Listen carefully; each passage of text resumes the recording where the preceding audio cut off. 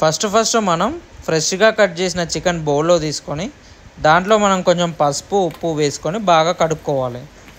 ఈ పసుపు ఉప్పు ఎందుకంటే చికెన్ స్మెల్ రాకుండా ఉంటుంది.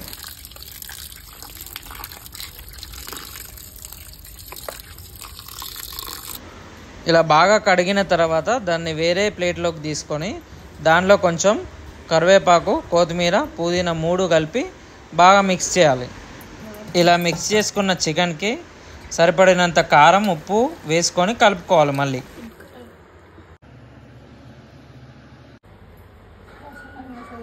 ఇలా కలుపుకున్న తర్వాత మనం పచ్చిమిర్చి కట్ చేసుకొని యాడ్ చేసుకోవాలి.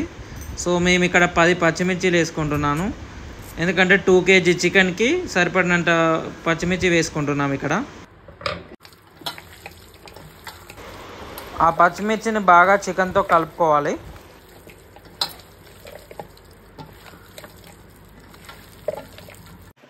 ఇలా కలిపిన తర్వాత నేను 5 eggs తీసుకుంటున్నాను. 2 kg చికెన్కి 5 eggs తీసుకుంటున్నాను. ఇక్కడ ఈ గుడ్లను మనం చికెన్తో బాగా కలుపుకోవాలి. పగలగొట్టిన ఎగ్స్ చికెన్కి బాగా పట్టేలాగా మొత్తం బాగా కలుపుకోవాలి.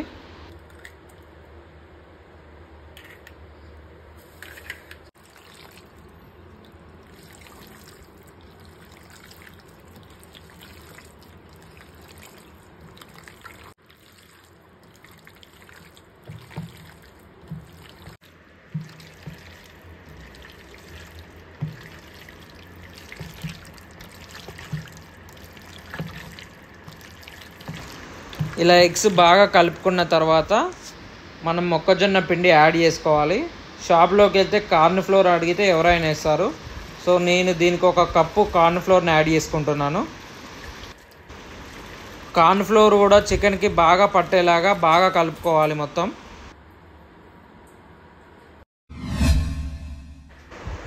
సో 1 గంట తర్వాత బయటికి తీసాము. చికెన్కి మసాలా బాగా పట్టింది కనిపిస్తుంది. తర్వాత మంచిగా నూనెలో వేయించుకొని ఊపేద్దాం.